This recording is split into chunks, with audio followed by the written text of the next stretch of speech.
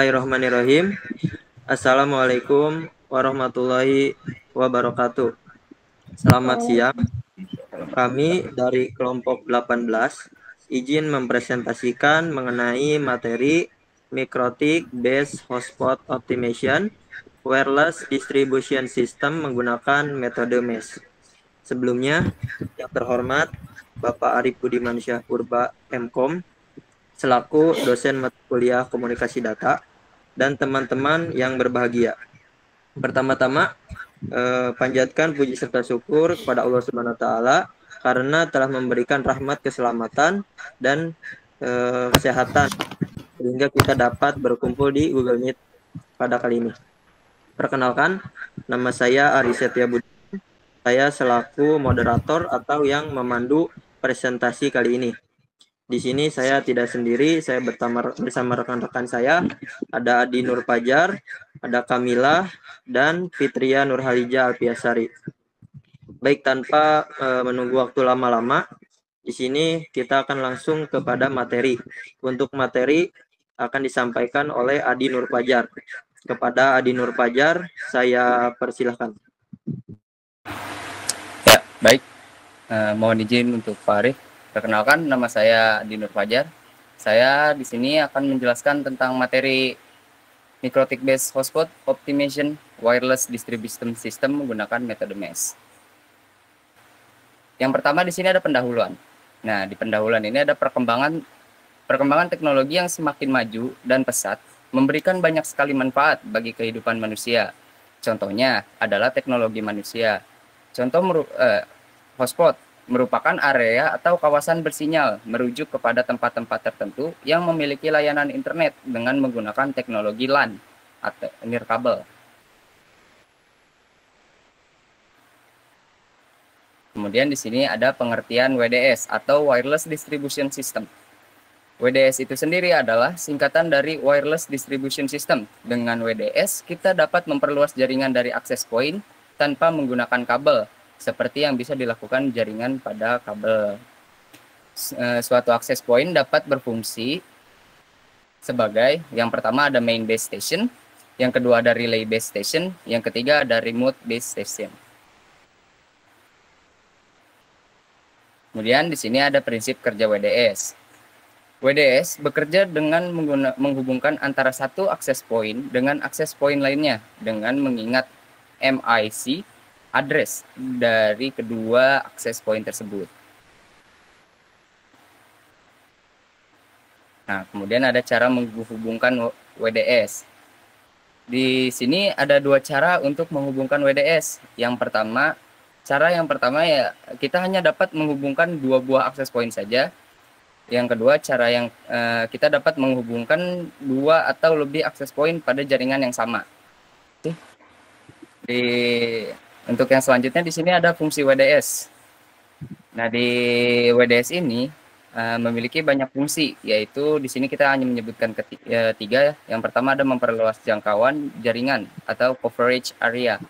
Yang kedua ada menambahkan kuota pengguna jaringan. Yang ketiga ada memperkuat jaringan. Nah, di sini ada kelebihan dan kekurangan WDS. Yang pertama ada kelebihan. Di WDS ini memiliki banyak kelebihan, diantaranya adalah perluasan jangkauan, fleksibilitas, peningkatan kinerja, konfigurasi yang mudah. Kemudian ada kekurangan, di WDS juga masih memiliki banyak kekurangan. Jadi diantaranya yaitu yang pertama ada penurunan throughput, yang kedua ada kompleksitas konfigurasi, yang ketiga ada keterbatasan keamanan, yang keempat ada kompatibilitas perangkat. Nah, di sini ada studi kasus implementasi WDS dengan metode MES di kantor Semoga Rukun. Nah, di kantor desa, akses internet yang merata dan handal menjadi krusial untuk mendukung pelayanan masyarakat. Dengan memanfaatkan teknologi jaringan nirkabel seperti WDS, dengan menggunakan metode MES berbasis mikrotik, diharapkan dapat dibangun infrastruktur jaringan yang efisien dan scalable. Nah, di sini ada contoh topologi. Mungkin Saya di sini hanya menampilkan contohnya saja ya. Jadi jika dijelaskan untuk internet itu kita sambungkan dulu ke switch atau seperti biasa kayak kalau misalkan punya WiFi itu router utamanya ya, yang kemudian kita sambungkan ke PC admin. Nah dari switch itu kita karena berbasis router mikrotik, gitu, kita tambahkan lagi router mikrotik supaya jaringan itu menjadi lebih lebar, lebih luas, yang dimana di situ bisa disambungkan ke klien laptop, yang kemudian kita masukkan sistem WDS-nya, access point WDS-nya yang dibagi lagi ke klien PC dan klien laptop. Nah, untuk di WDS ini sendiri, seperti tadi ya, peraturannya adalah IP-nya tidak boleh sama. Jadi kalau misalkan IP-nya sama, akses point WDS-nya sama, kita tidak bisa nih menggunakan sistem WDS ini sebagai perluasan jaringan. Seperti itu. Nah, kemudian ada infrastruktur jaringan. Yang pertama, infrastruktur jaringan terdiri dari berbagai perangkat mikrotik seperti router, access point, switch, dan perangkat lainnya. Yang kedua ada router, bertindak sebagai pusat pengelolaan jaringan dan mengatur lalu lintas data serta distribusi bandwidth. Yang ketiga ada access point, digunakan untuk memperluas cakupan jaringan nirkabel di area kantor, desa. Switch digunakan untuk efisiensi transfer data antara perangkat dalam jaringan lokal. Kemudian ada konfigurasi mikrotik. Langkah-langkah konfigurasi mikrotik di sini kita tampilkan yang mudahnya saja ya, secara singkat. Yang pertama ada pengaturan IP address untuk setiap port pada router. Yang kedua ada konfigurasi DHCP untuk memberikan alamat IP secara otomatis kepada perangkat yang terhubung ke jaringan. Kemudian ada pengaturan firewall untuk mengamankan jaringan dari serangan luar. Yang keempat ada konfigurasi DNS untuk mengarahkan nama domain ke alamat IP. Nah, manajemen penggunaan untuk mengontrol akses internet melalui autentikasi pengguna. Nah, kemudian ada uji coba dan evaluasi. Di uji coba ini apa sih yang dilakukan? Nah, untuk di uji coba dilakukan untuk mengukur kinerja jaringan yang tadi sudah diimplementasikan, termasuk jangkauan jaringan, jangkauan sinyalnya, kecepatan internetnya, dan stabilitas koneksinya. Nah, evaluasi ini kita setelah melakukan implementasi WDS itu, apa sih yang kita evaluasi? Yang pertama itu ada efektivitas jaringannya dalam meningkatkan akses internet di kantor desa dan menilai keberhasilan implementasi tersebut. Jadi, apakah implementasi tersebut berhasil atau tidak? Baik, untuk materi mungkin saya sudah cukupkan saja. Selanjutnya saya kembalikan lagi kepada moderator, yaitu Ari. Baik, terima kasih kepada Adi Nurfajar yang telah menyampaikan materinya. Untuk sesi selanjutnya yaitu ada kesimpulan yang akan disampaikan oleh Kamilah. Pada Kamilah, saya persilakan. Baik, terima kasih Ari. Mohon izin Bapak, perkenalkan nama saya Kamila. Di sini saya akan menjelaskan tentang kesimpulan dari materi yang telah Adi sampaikan. Yang pertama ada pentingnya jangkauan dan kualitas sinyal. Jangkauan dan kualitas sinyal sangat penting untuk memastikan koneksi yang stabil dan kinerja optimal dari jaringan WDS. Kemudian ada infrastruktur jaringan yang handal dan skalabel.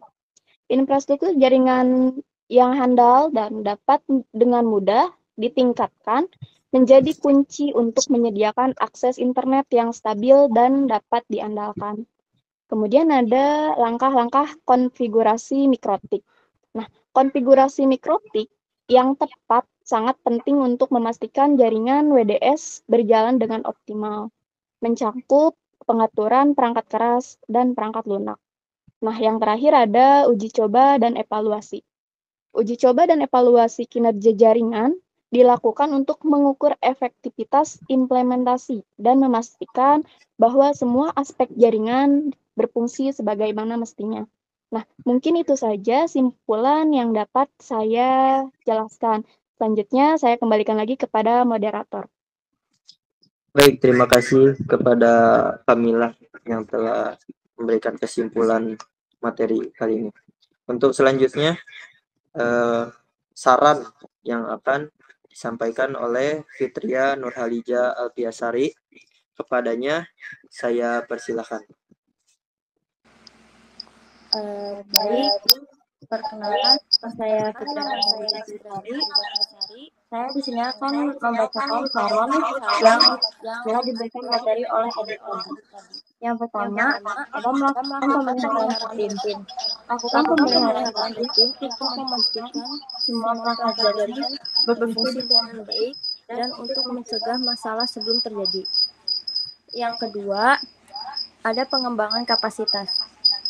Secara berkala, tingkatkan kapasitas jaringan untuk mengakomodasi peningkatan jumlah pengguna dan kebutuhan data yang lebih besar. Yang ketiga, ada memberikan pelatihan pengguna. Berikan pelatihan kepada pengguna tentang cara menggunakan jaringan dengan benar dan tentang praktik terbaik untuk menjaga keamanan dan kinerja jaringan. Dan yang keempat, melakukan pemantauan dan pembaruan.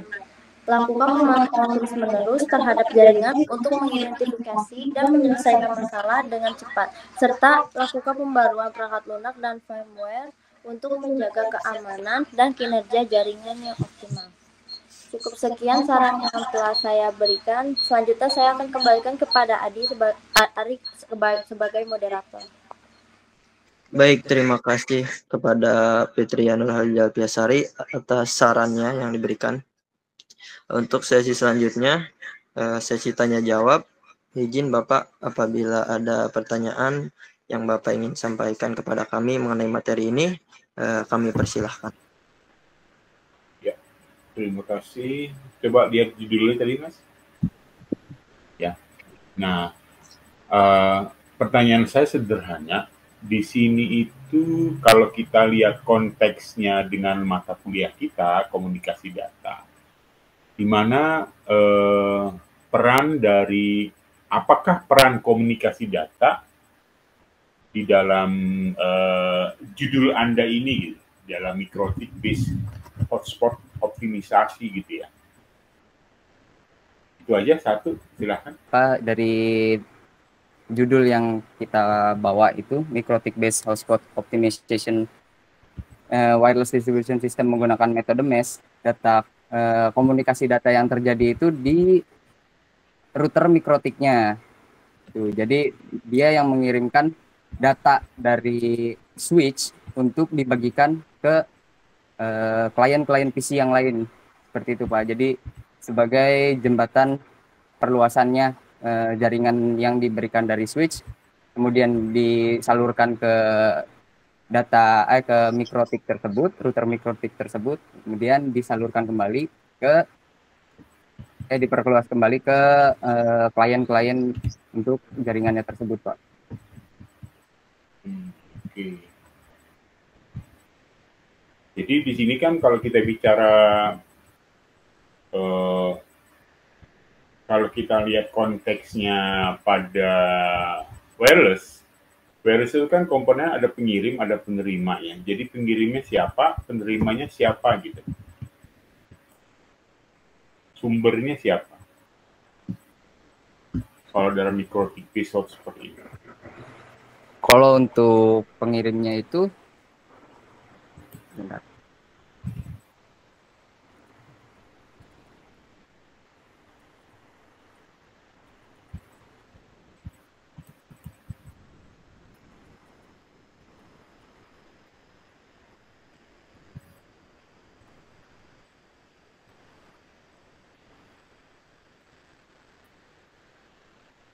Jadi kalau kita lihat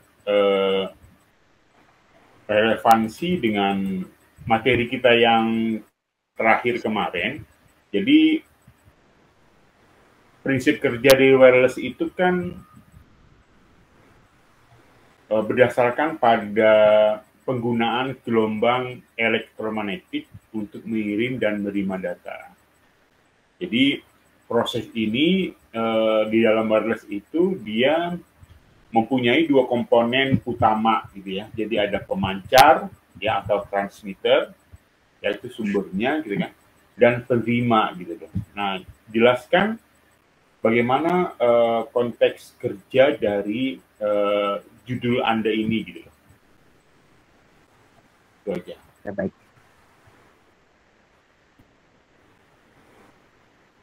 Nah, kalau untuk itu kan kita sebagai pengirimnya itu dari switch-nya itu ya Pak, dari router utamanya. Jadi dari switch itu kita konfigurasi dulu untuk VLAN-nya, terus assign IP address-nya, kemudian untuk konfigurasi routing-nya.